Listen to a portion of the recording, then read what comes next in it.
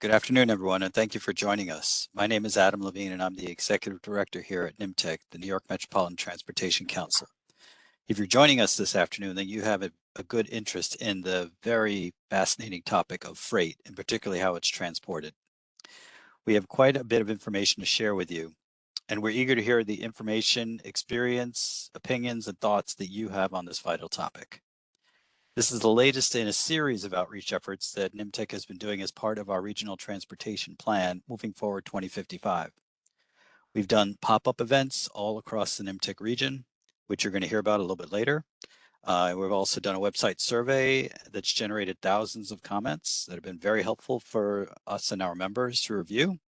And we've also held several focus groups. So this is a topical forum with a specific focus on freight. And I'm very happy to introduce Stephanie Brooks, who will talk you through a little bit about what you're going to hear right now. Stephanie? Hello, everyone. Hopefully everyone can see the screen. Just so people know, we will be doing something called Poll Everywhere, which is a chance for you to sort of vote on your thoughts about freight, some questions that we'll be leading up to. During the presentation, everyone will be remaining muted and videos off.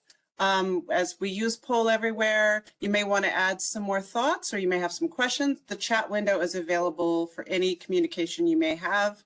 As you've probably just heard, the workshop is being recorded, and this workshop is also available for 1.5 AICP credits. So at the end of the event, I will put into the chat the AICP credit link where you can get credits for attending tonight.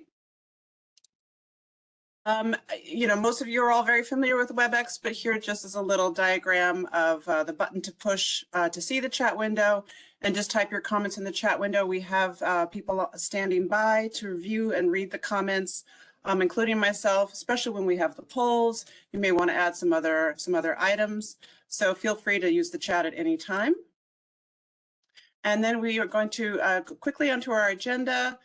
We'll be talking a little bit about NYMTC and Plan 2055 to start. I'll do a brief overview of the Poll Everywhere platform, and then we'll have our freight experts talk about freight in the NYMTC region, some problem areas and some thoughts for you that you can put in into the chat, and you can answer some polls, and then of course the link for the AICP credit. Okay, here we go.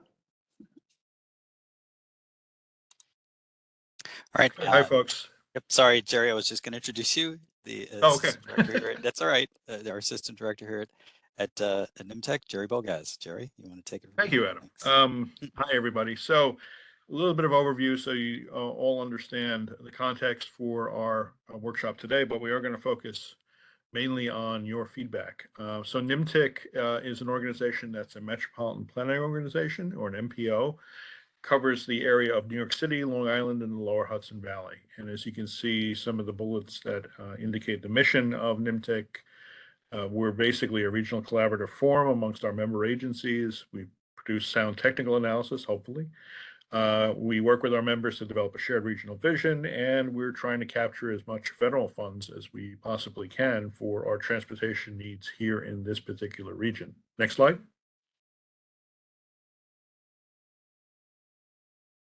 So we are membership, and again, this is a regional council. So there are 5 suburban county executives who are members of NYMTC's council. The city transportation commissioner and the city planning director are members. The state transportation commissioner is a member, and the chief executive officer of the Metropolitan Transportation Authority is a member. Those are our voting members. We also have 7 advisory members, including the Port Authority of New York and New Jersey, and our sister MPO across the river, the North Jersey Transportation Planning Authority. Next slide.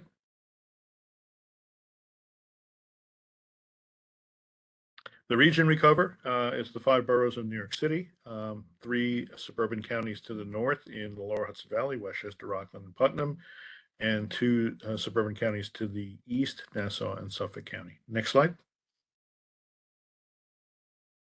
So the Regional Transportation Plan is one of our foundational products, and it is a required product It's required to be updated every 4 years, and we're currently updating the current plan, and we anticipate adopting our next plan in September of 2025. Plans are required to have a minimum 20-year planning horizon, and they're required to have long range, short range, and medium range, for that matter, strategies and actions, as well as project proposals. All projects and strategies are considered for financial plan development. So this plan is a basic requirement at the federal level to be able to be eligible for funding for transportation in our region for improvement projects. Next slide. Our members have been working on the draft of Moving Forward 2055, and they have identified 9 guiding principles for the plan. You can see them here: considering the needs of all the users, making the best use of federal resources, considering all modes of transportation, planning for modal shifts, connections, accessibility, and operability, supporting multi-agency approaches, collaborating with other government entities, engaging the public and the stakeholders, investing in collection and sharing of data, and being open to innovation and technological advancements. Those are the guiding principles of the plan.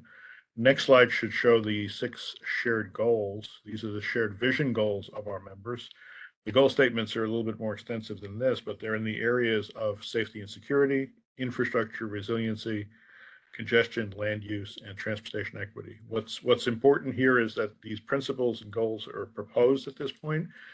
They're how our members are beginning to develop the draft plan that will be adopted later in 2025. Next slide. So the goals also have information developed around them that forms the strategic basis of the plan. So there will be a detailed description. There have been a number of objectives drafted. We'll get into recent trends, current conditions, and risks, and existing initiatives for each goal, and then recommended strategies and actions and performance metrics. Next slide. There will also be recommended strategies and actions in a number of areas, including planning and research initiatives, data collection, forecasting, and performance assessment, planning process recommendations, and programming recommendations. Next slide. And the plan does recommend projects, programs, and studies, as well as the recommended strategies and actions. And these projects fall within a fiscally constrained element of the plan and a more visionary, speculative element of the plan. And they're important to feeding the medium-range transportation improvement program, which is where projects actually get identified and funded eventually. Next slide, please. There are a number of special plan elements that are required, and so these are appendices to the main plan. They do include a regional freight element, which is what we'll be talking about today, as well as you can see, a pedestrian bicycle element, a coordinated public transit human services transportation plan, an environmental justice and Title VI assessment, and environmental mitigation and consultation requirements. Next slide. So goes back to Stephanie now, and she'll talk about how we're going to be using Poll Everywhere to gather your input. And thank you all for being with us today. Great. Thank you all so much. Poll Everywhere is just a fun way to get people's feedback. I'm going to put in the chat a link to the poll, pollev.com/NYMTC. If sometimes when you click from WebEx, there'll be a screen that says, do you want to leave the WebEx platform? And you click yes. If you have any trouble, you can just type into your browser separately, just pollev.com/NYMTC. Super easy. You'll just click your name, put your name in, click continue, and there will be prompts that will have the questions in them that you can respond to. And we will see our results in real time on the screen. I'll give it a moment for everyone to access that link. And then we'll move forward just on some little icebreaker polls so that you can see how it works before we get further into the content. So on this next slide, a map should show up. Look, people have already been putting in their info. That's awesome.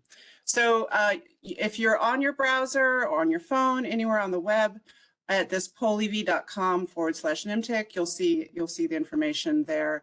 You can always use the QR code as well in the upper right-hand corner of your screen. If you're having any trouble typing in the address, it's just asking you to put a pin where you are participating from. And we've got a good representation, even folks outside the region as well. This is great. We'll give this maybe another 30 seconds. So this just gets you familiar with the platform. And again, we have the chat available if anyone has anything else they'd like to add. Or if you think of something after a poll and you're like, oh, I should have said that, I want to add that too, feel free to just pop it into the chat, and we will be, those comments will be recorded, and we will, during our questions session, we will, if someone actually put, I think if you click where your little button, where you put it, you can undo it and then put it somewhere else. I think that should work. You would just click the little, that outside the region location, it should undo it hopefully, and then you can place, yep, it worked. All right. So this is what it's like. You'll be seeing these results in real time on the screen. I'll give it like another couple seconds. Okay, great. So we are definitely within the NYMTC region. It's great to see. And then we have one more question. Are you representing an organization today? So feel free to let us know what type of organization or community group or person, private citizen. Great, thank you. Yes, the clear response button at the bottom of the screen. If you need to change your response at any time, you can always go to the clear response button at the bottom of the screen. I'm glad that came up for you. Sometimes on some people's browsers, it's in different locations depending on what kind of device they're using. So, all right. So we have a fairly good representation here. We have freight service providers, community advocacy groups, we have private citizens. That's wonderful. All right, we'll give it another 10 seconds.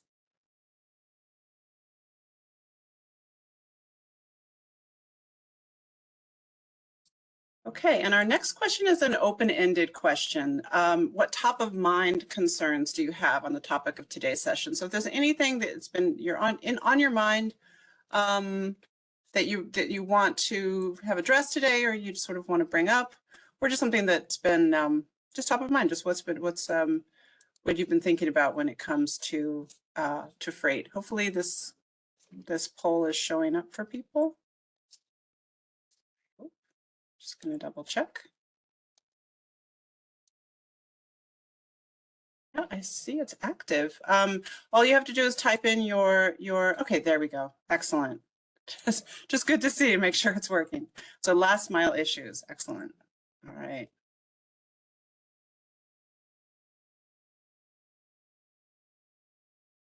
Give it another minute for other folks to list their thoughts.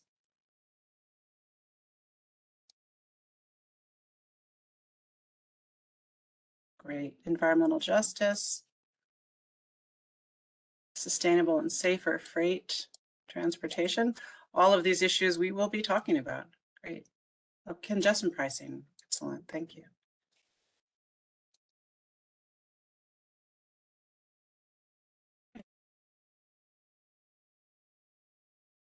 Thank you all so much. This is really interesting to hear what's on folks' what ideas people have, what's on their mind. Most of these issues we will be talking about during today's meeting, so that's great. I'm going to give it maybe another. These take a little bit longer because we're typing in by hand, so we'll give this another 20 seconds.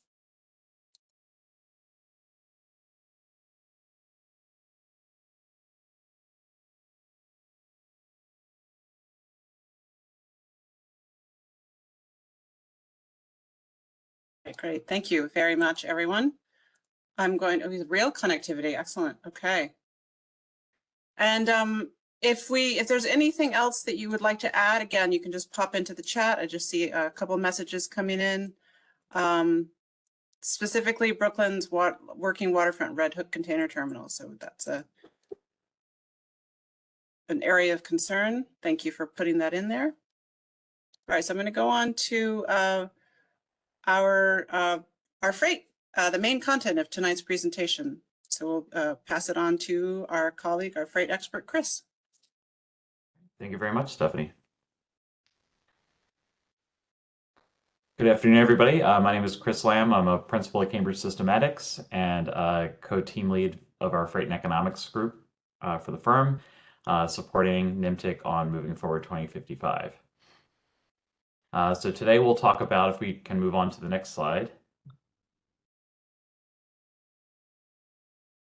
We'll begin with a simple poll question.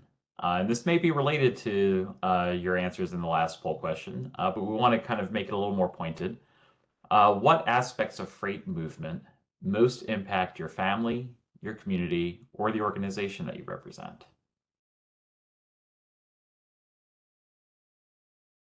And this could be certain aspects of how goods move, or the impacts of goods movement on your community or where you're located.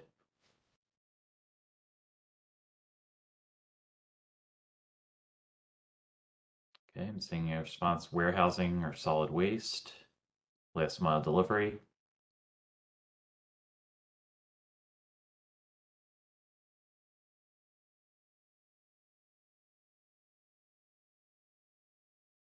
The impacts of delivery truck traffic in communities. Certainly, the more we buy online, for example, the more delivery trucks we see in our communities oftentimes. Quiet zones for rail, pollution associated with freight. Truck traffic and congestion contributing to air pollution and safety risk for vulnerable road users.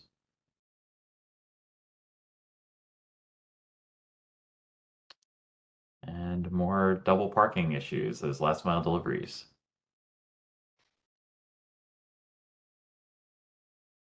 Okay. Maybe a couple more seconds and then we'll move on.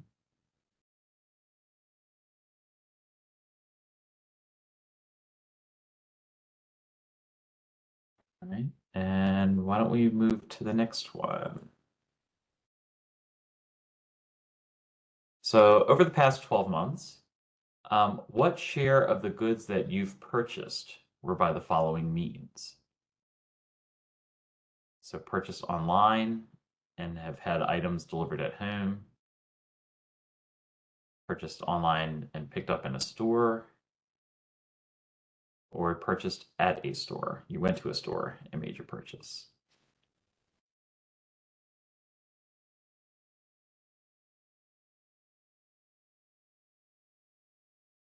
We've certainly been seeing over the past several years a significant increase in the number of goods American households order online. And that's certainly contributing maybe to some of those last mile delivery issues people are interested in pointing out in the previous question. Okay, if all the responses have come in, why don't we move on? And based on your own observations, over the past 12 months, have home deliveries in your community increased? Have they decreased? Have they remained roughly the same? What are you observing in your own communities? So it seems like anywhere from remain the same to increase.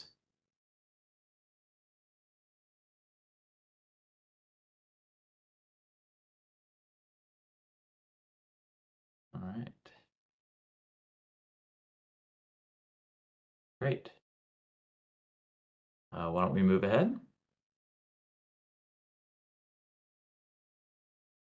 All right. So what we'll talk about during this section of today's meeting, we'll do a little bit of an introduction to freight in the NYMTC region. So we appreciate that the folks who have joined today come from a diverse range of backgrounds.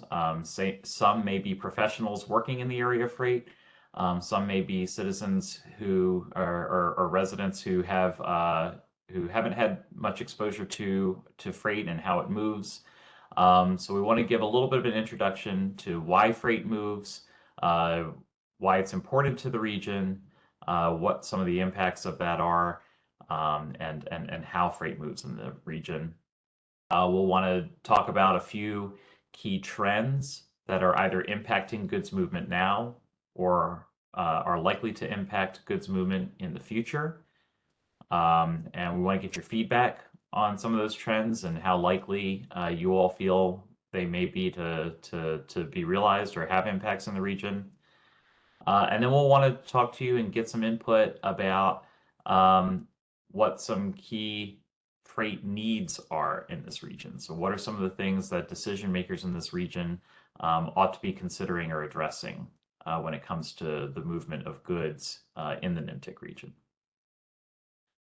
So with that, we will start. So when we talk about freight, what is it that we're talking about? Oftentimes when we come to meetings, folks come in with different ideas or different definitions of what freight is. Some think we're talking just about freight rail.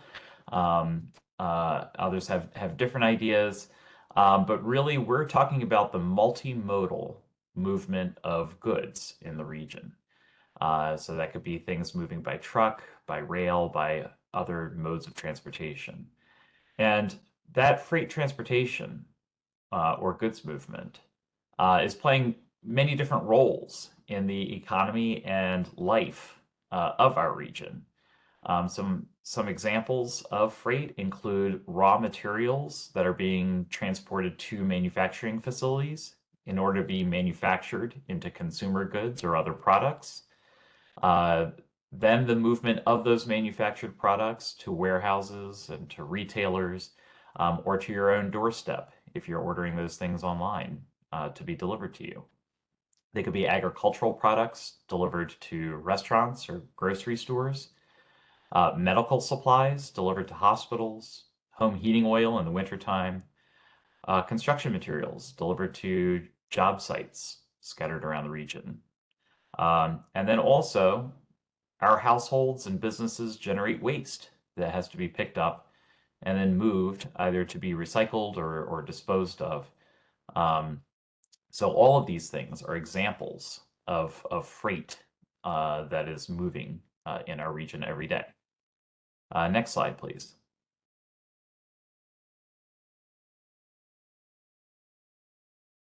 Freight has an important role in the economy of the region. So if we look specifically at sectors of the economy that we call freight intensive, or industry sectors that are generating and moving large quantities of freight, things like agriculture. You know, they have feed and fertilizers coming in and agricultural products going out. Mining and extraction moves a lot of goods or a lot of material. Construction is an industry sector that is responsible for moving a lot of construction materials and construction and demolition debris as well. Manufacturing has lots of inbound and outbound moves of raw materials and finished product. Wholesale and retail trade are moving lots of finished goods, as well as transportation and warehousing sector. So those sectors are very freight intensive and involve moving large quantities of goods. And those sectors represent approximately 20% of the private sector employment here in the NYMTC region. So it's an important part of the economy. However, all sectors, whether freight intensive or not, need freight to some degree. So professional services, medical, education, all of those need some supplies to be delivered. All of those generate waste that needs to be picked up and removed. We construct office buildings for office workers to work in, or refurbish them as firms may be downsizing their office space these days. So all parts of our economy at least need some freight movement in order to keep their business going. Next slide, please. Next, we are looking at the NYMTC region. as our primary area of focus here. But the NYMTC region is the center of a much larger and dynamic multi-state metropolitan region or cluster. It's one of the most important economic clusters in the country. And in terms of moving goods, there are facilities and assets located in neighboring areas that work together to kind of keep industry going and keep goods moving. So for example, we have a major port in the harbor here, and the largest marine terminals in that port are in New Jersey. And there's lots of, I think, 1 billion square feet of warehousing and distribution center space in northern New Jersey and increasingly in the Lehigh Valley of Pennsylvania. And a lot of that is supporting the movement of goods to the consumer market here in the NYMTC region and elsewhere in this metropolitan area. So it really does work as a system within and outside the jurisdictional boundaries of this region. Next, please. And this is an illustration of that.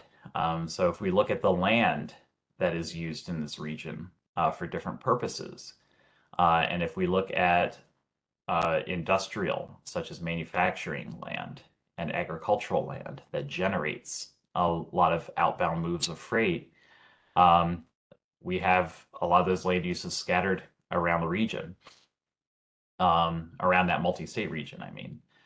And so this slide shows we have some manufacturing facilities, for example, close to the urban core of the region. And then there is a lot of agricultural land in places like Western New Jersey, Lehigh Valley, Orange County, the North Fork of Long Island, et cetera, that are part of this metropolitan conglomerate.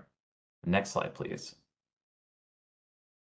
And we can see the distribution of freight handling land use. So these are some of the transportation, utilities land uses, and this includes some of the major terminals, be it the seaport terminals, the airports, which are hubs for air cargo that moves in the region.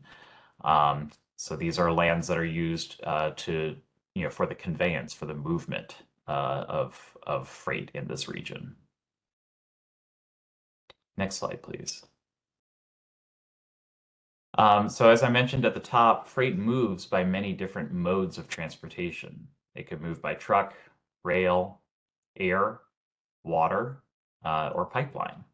And how goods move, which of those modes they use, can depend on a number of factors. Can depend upon the weight and the bulkiness of the goods that are being moved, by the value of those goods, and by the length or the distance of the trip that the freight needs to be moving. So general rules of thumb, and granted there are plenty of exceptions, but you can generally think that rail and water tend to be best for the movement of heavier goods and for longer distances. Air is best for lightweight and high value goods. So things like pharmaceuticals, electronics, things that have to get somewhere quickly and have a high value to justify the high cost of moving things by air. So that's what you'll usually see moving by air.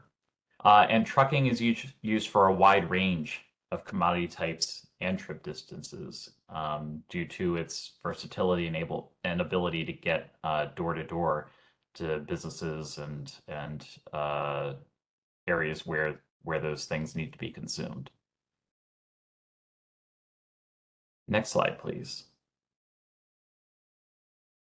And if we look at conceptually a supply chain for different commodities, and this example is looking at food products, you'll often see those modes kind of working together or in combination in different stages of the supply chain.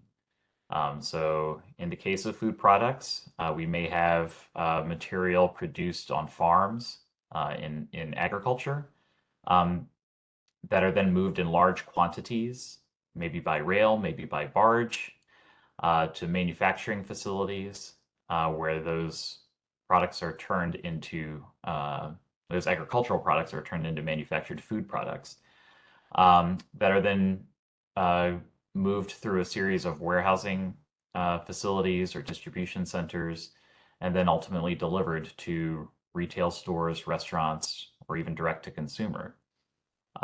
So you'll see that these different modes of transportation may be used in combination to connect these different nodes in a supply chain. Next slide, please. All right, so how much freight moves in the NYMTC region? Well, as of 2018, and we are in the process of updating these numbers at the moment, but we had over 300 million tons of freight move into, outbound from, or within the NYMTC region. And those 302 million tons were worth over $400 billion. That's the value of that freight. You can see in the two pie charts to the left half of the slide that most of that freight is coming inbound. We are a large consumer market. We have a lot of people living here. So over 60% of that freight is moving inbound and less moving outbound. And when you look by mode, certainly by tonnage, it's more than 90% of that freight is moving by truck. You know, a little over 5.5% by water, 2% by rail, and a fraction of a percent by air. And that's when you look by the weight of goods. When you look by value, you see that air achieves a higher share or a larger slice of the pie. And that reflects the higher value of goods that typically move by air relative to other modes. Next slide, please. So when we have all of that freight moving in the region, and most of it by truck, that certainly has implications. We have a lot of bottlenecks in the region. So this map is illustrating various links or sections of the highway network where there's significant delay. And these links that are shaded in red together represent 50% of the truck delay in the NYMTC region. And these highways that are shaded red include a lot of our interstate highways. So you can see sections of 278, 495, 87, 95, as well as some state and other highways as well. So these are, again, locations where we have significant bottlenecks. And again, these locations represent more than half of or about half of the delay that we have in the region. Next slide, please. So noting the high percentage of freight moving by truck and the bottleneck issues, why not move more by rail? Certainly we have freight rail facilities in New York City, Long Island, and elsewhere in the NYMTC region. And there have been a number of investments to modernize and expand the capacity to handle more freight by rail. And that is paying off in terms of increased rail traffic in the region. But we do have some limitations in our freight rail network in the region as of today. And for example, our only physical rail link across the Hudson River is in Selkirk, New York, which is up near Albany. South of that, there is no fixed freight rail crossing over or under the Hudson River. So much of our freight either comes down from Selkirk or there is a freight rail car float service between Jersey City and Brooklyn that moves a small amount of freight. There have been investments in that as well to allow that to carry more freight. but again, we have some physical limitations in terms of how connected we are to the rest of the nation's freight rail network.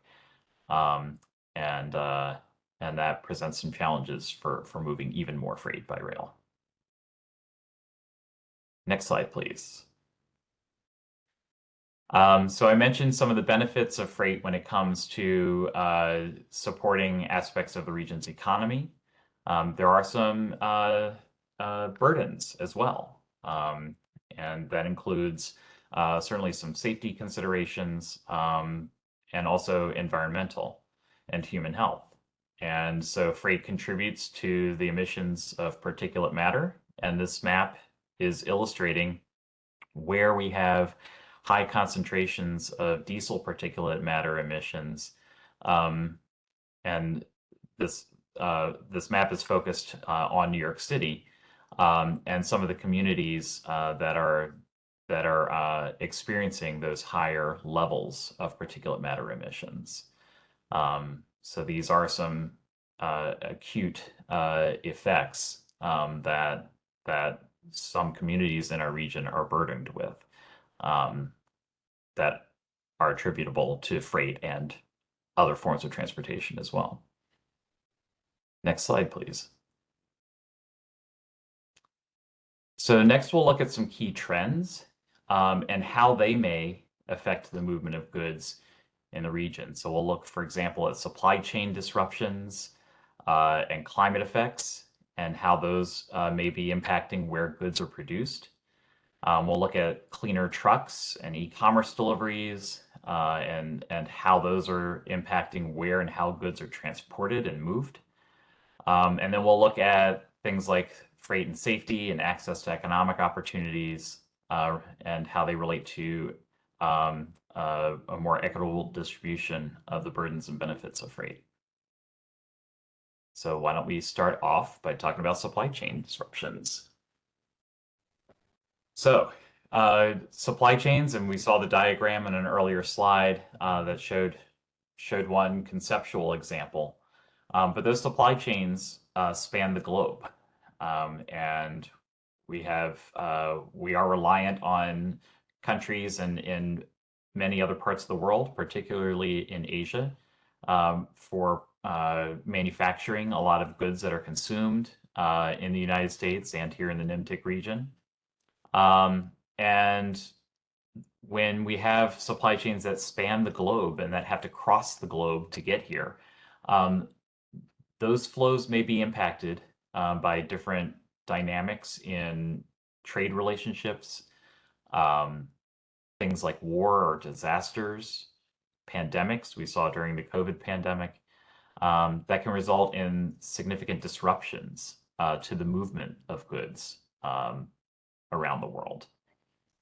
And there are some trends in the industry that are looking at trying to address those risks, those vulnerabilities, and to make supply chains more resilient.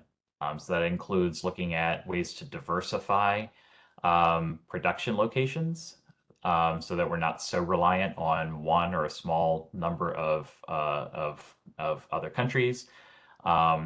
Some companies are looking at bringing production, if not to the United States, maybe to countries that are a little bit closer by. Places like Mexico have seen an increase in manufacturing over the past few years. And so that's something that may continue, may not, as we look to the future, but certainly something we want to think about and what the potential impacts of that may be.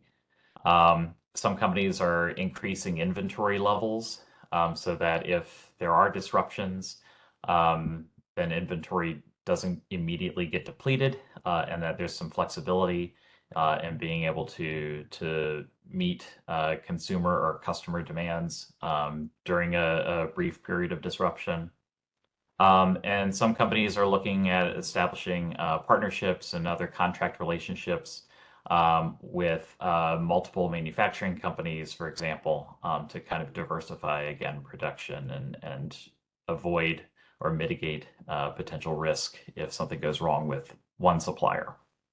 And that photo there shows the Key Bridge when it was still standing in Baltimore. And that's a very recent example of a disruption, in this case impacting Baltimore substantially, because their port has been closed while the largely closed, but while the bridge is being cleaned up, and that is resulting in the redirection of some cargo to the port of New York, New Jersey, or to Norfolk, Virginia, or other ports, and impacts the operations and level of activity at some of those other ports of entry. So there are impacts felt broadly from an incident in one location.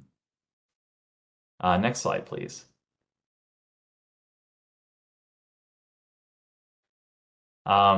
Certainly interested in the impacts that changes in climate may be having on the movement of goods, as well as where goods are produced or distributed from. So when we look at some of those freight generating and freight handling land uses in the multi-state metropolitan area, 9% of that land area is at a high risk for flooding, as defined by FEMA. And also, some of our freight generating and handling lands are susceptible to sea level rise. So anywhere from 0.5% to nearly 3% of our freight land use in the region could be inundated under a range of different sea level rise scenarios. So it raises a question of what investments may need to be made in order to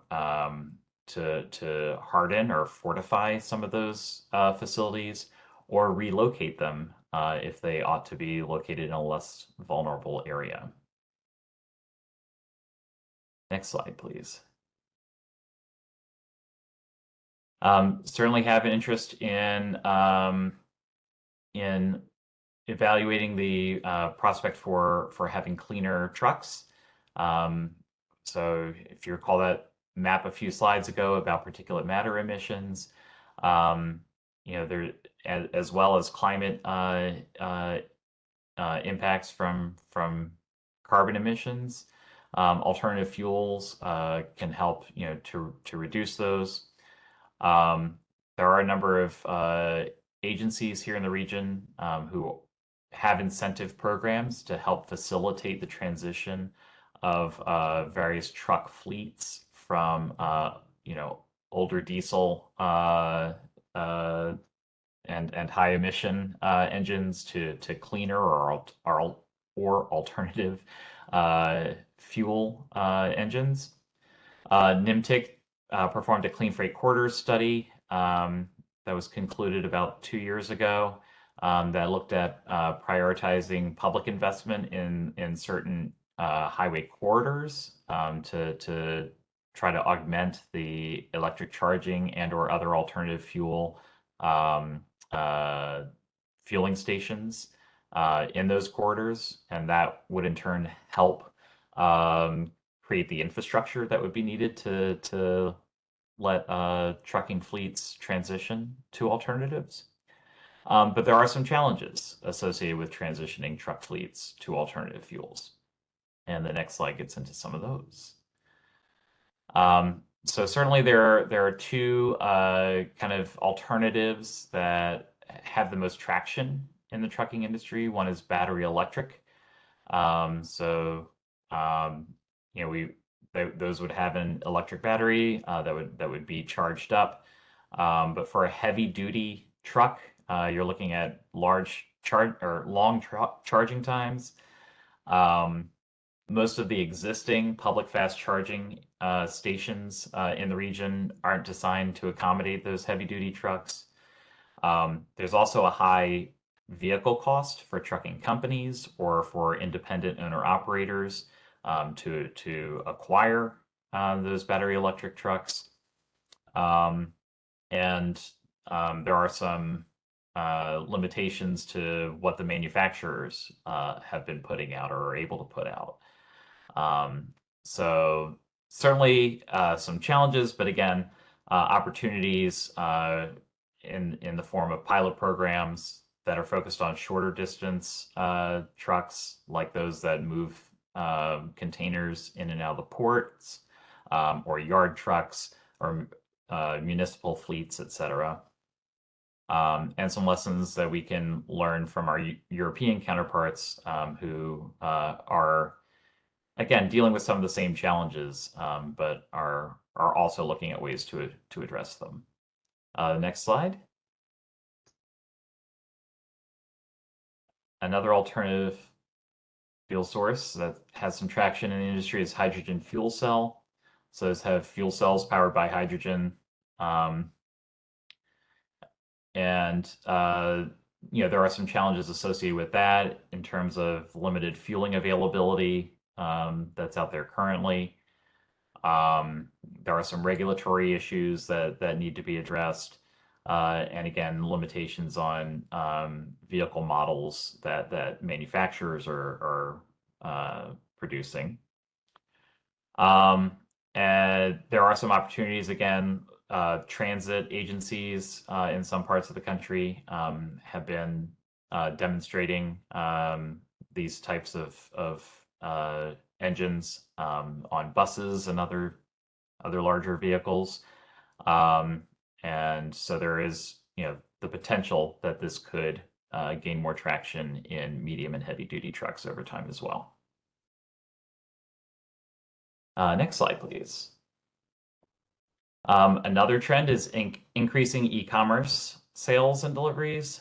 So certainly, prior to the COVID-19 pandemic, e-commerce had been around for a while. It had been growing every year, more and more items being bought online in American households. But certainly the COVID-19 pandemic resulted in a dramatic increase in the amount of things that people bought online and had delivered, or that they have that they go pick up in the store after ordering online. So there was a 33% increase in the value of e-commerce sales in the United States during the second quarter of 2020. And e-commerce sales have continued to grow after that. It's been at a slightly slower rate than prior to the pandemic, but certainly increased sales nonetheless. And that contributes to, on the next slide, a number of issues and observations. So as we see an increase in e-commerce demand, we have more delivery vehicles and more trips that those delivery vehicles are making to bring packages to households, etc.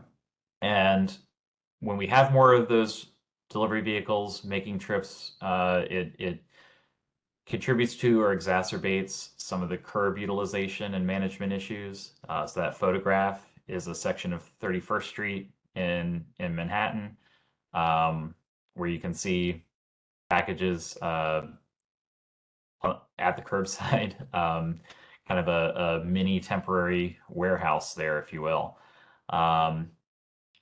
Those trips also contribute to congestion, more vehicles on the road, which means more emissions, means more exposure risk for crashes and other safety issues.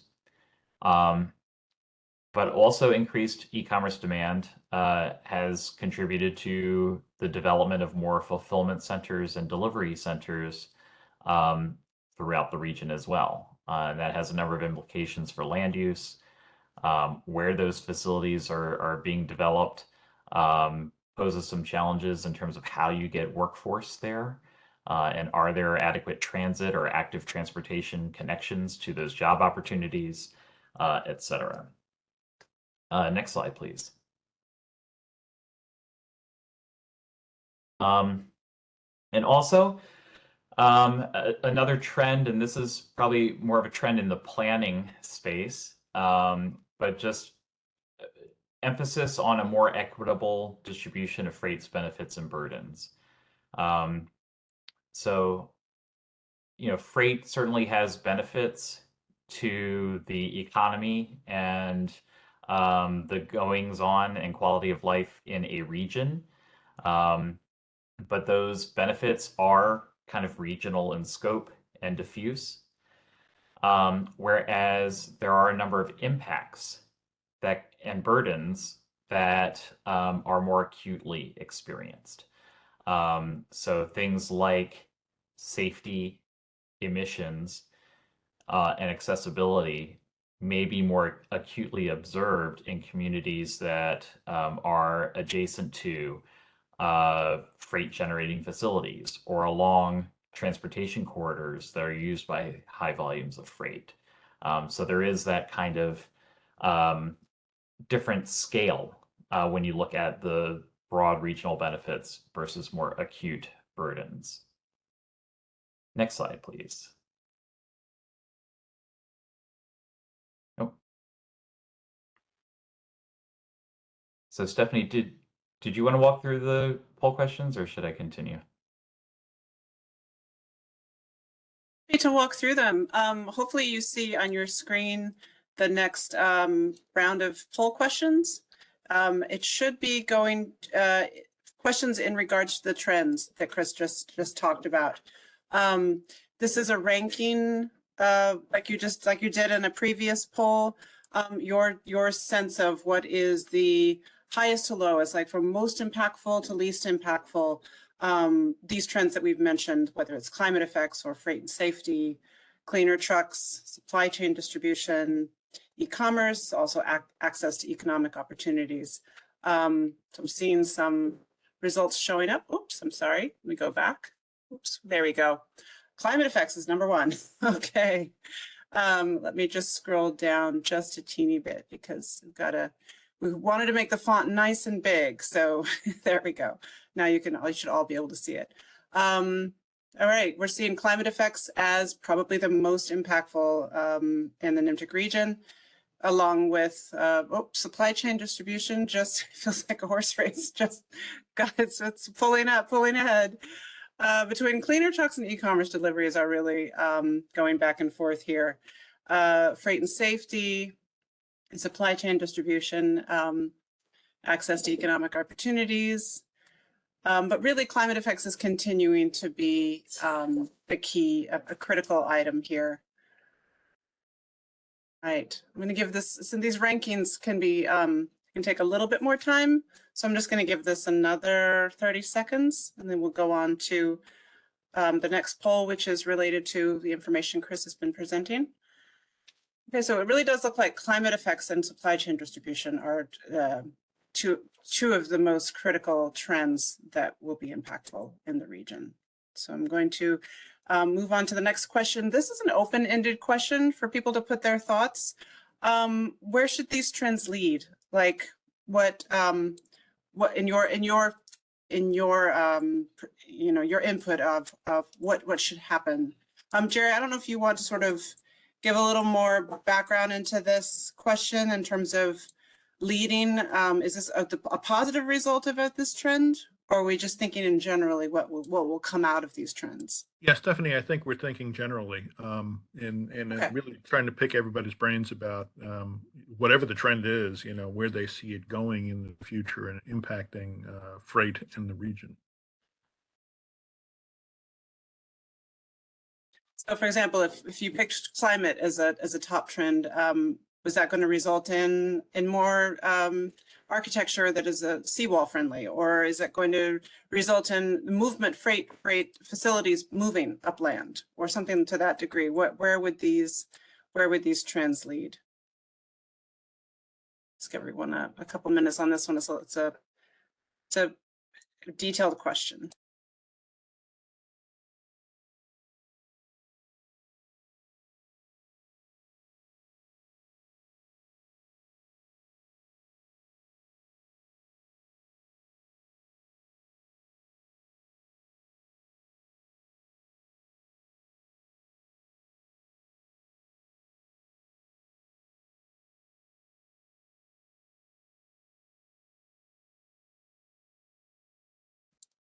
Thank you. Starting to see them coming through. More investment in the nation's grid.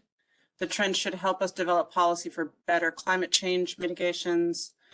Seems like the trends are all mutable. We need political leadership to get behind change rather than supporting the status quo. Regional freight planning to mitigate supply chain impacts due to climate change. So these are exactly the kind of thoughts that we're looking for. Just sort of big picture. What do you think would be the outcome of these various trends?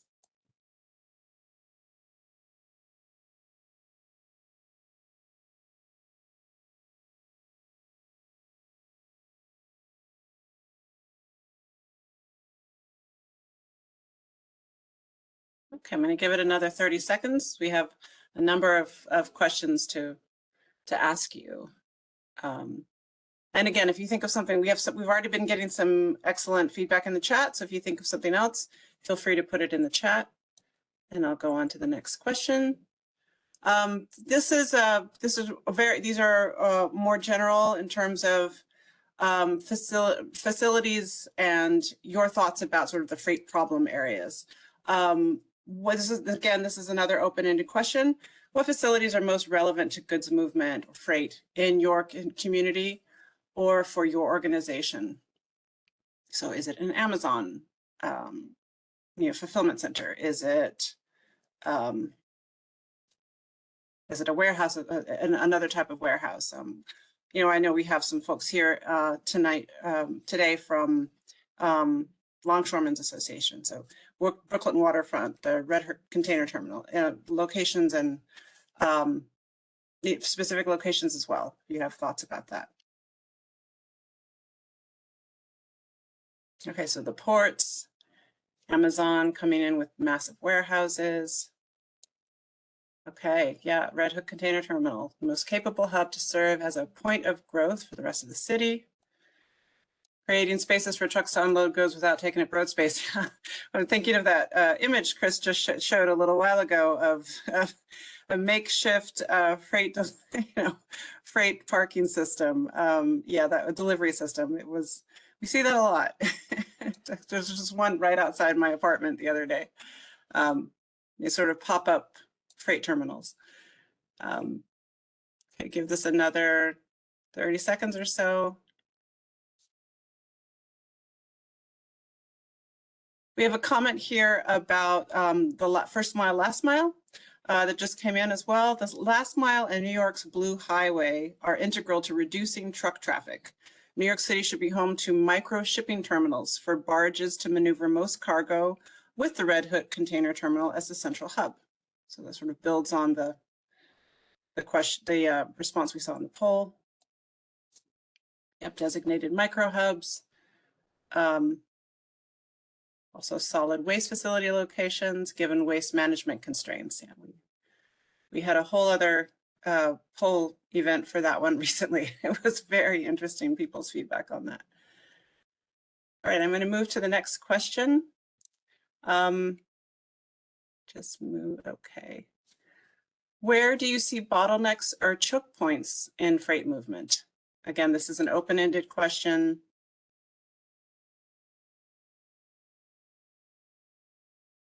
You mentioned some areas where there are bottlenecks, and Chris talked a lot about the roadways, but if there are other areas that we haven't mentioned, please let us know. Yeah, this could be on the rail or air or other networks as well.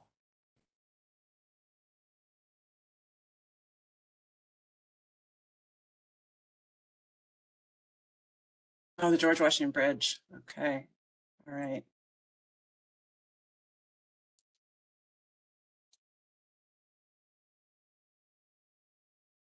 Gowanus, the BQE, river crossings, and also in areas where trucks have trouble accessing curb space for delivery, prone to double parking. Yep. Bridges and tunnels and roads going from the Hudson through to the Queens, Brooklyn, and Long Island border.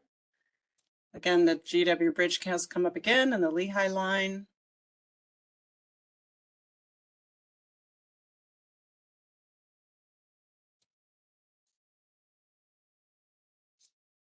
All right, we'll give this another 30 to 40 seconds just to let folks put in their thoughts.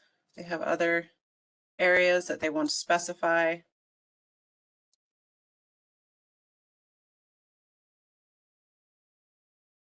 Orange County, Route 17M, Route 84. Yep, we know there's a lot of warehouses going up in that area.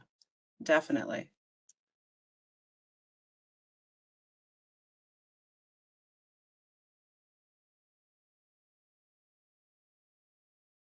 Okay, when delivery trucks are parked in the bus lane. Yeah, just saw that recently in Manhattan on 34th Street. The bus was not happy. Okay, so I'm going to move on to the next question. I think this is our last poll. This is your oops, I'm so sorry. Let me go back one. Your thoughts about how the movement of goods can be improved. Some of these, you've answered related questions with suggestions. We want to hear all of your thoughts. Whether it's climate related or rail or whatever your thoughts are about improving the movement of goods and freight. We want to hear your thoughts. Stephanie, just want to throw in there that technology is important here too. So if you have any suggestions on how technology can be used better, that would be welcome. Yeah. It better utilize off-peak hours, greater diversity of modes used, along with decarbonization, truck platooning, barge service through container terminals to reduce truck traffic. Sorry again, but the Blue Highway, the statistics support increasing barge traffic to reduce truck traffic and pollution. This is great. No, thank you, really appreciate this. This is why we have these forums, to get you this kind of feedback. This is excellent.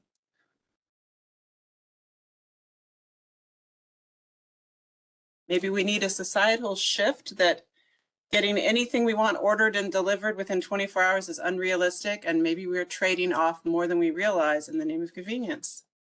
Yeah, love the societal questions. Great societal comments. E-commerce trucking has increased strain on roads and infrastructure. Who pays? Use of technology for improved curb access and transportation rule compliance, and increased truck parking and service areas. Great, this is wonderful feedback, thank you. I'm not seeing any others in the chat as of yet, but feel free to pop in some other thoughts if you think of anything.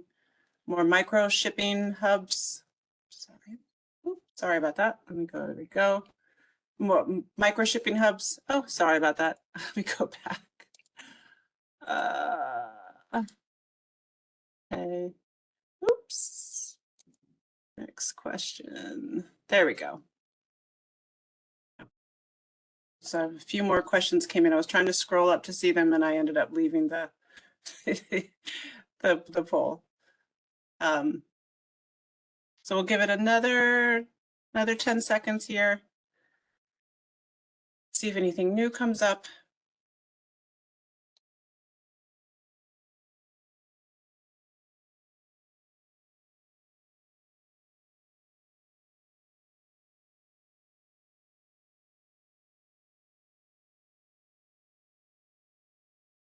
All right. Okay.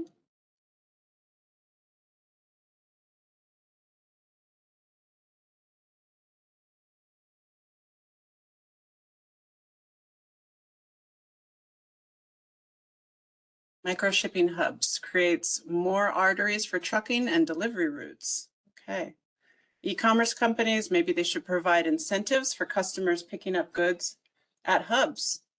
Okay, so maybe you like a discount because you're picking it up rather than having to pay for shipping. Okay, great. Okay, thank you very much, everyone.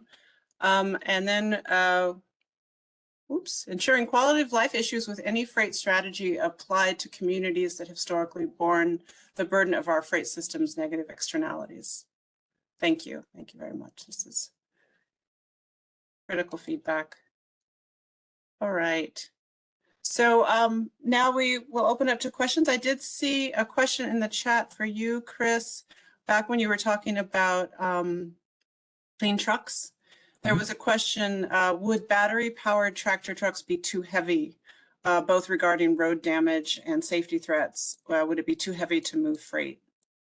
Yeah, so that's a great question, and it is a real issue that the battery that's required for a battery electric truck is heavy. Depending on the model and the size of the truck, the weight can vary, but they're usually substantial when we're talking about these big vehicles. And USDOT does have an extra weight allowance for battery powered trucks. But that does mean that the vehicles are heavier, heavier than the 80,000 pound federal, interstate limit in a lot of cases.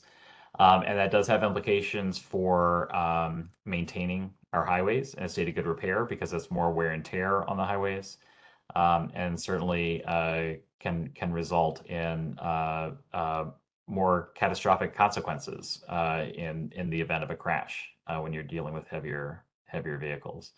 So that is a substantial issue, and hopefully with I would say there are not a huge number of battery electric heavy duty trucks being manufactured for use in the United States presently. But as that changes, or if that changes, the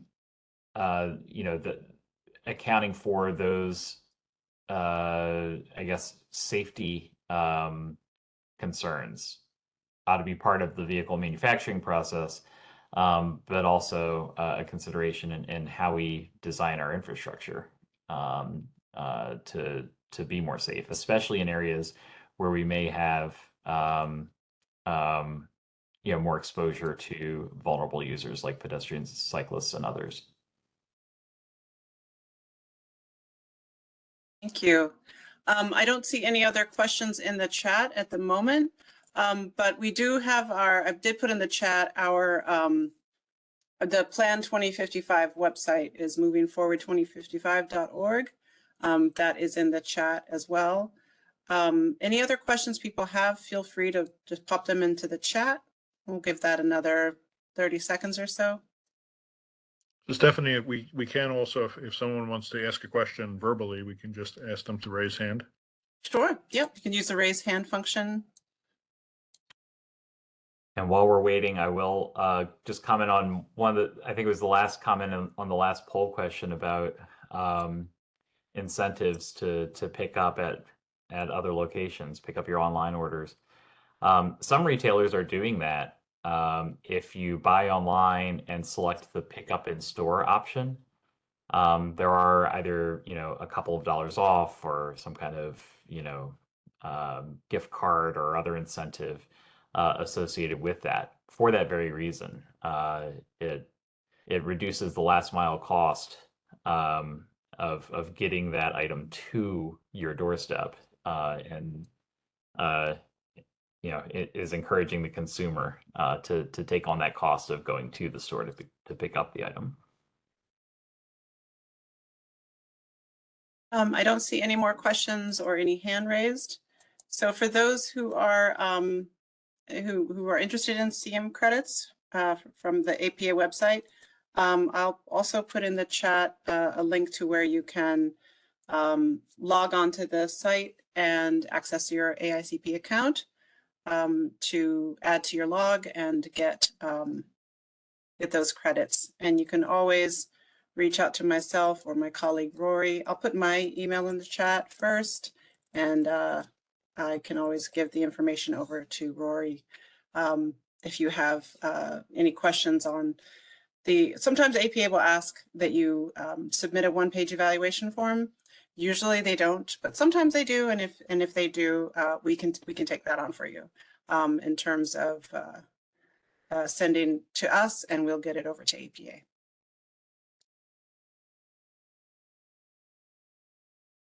Are there any other questions before we move on?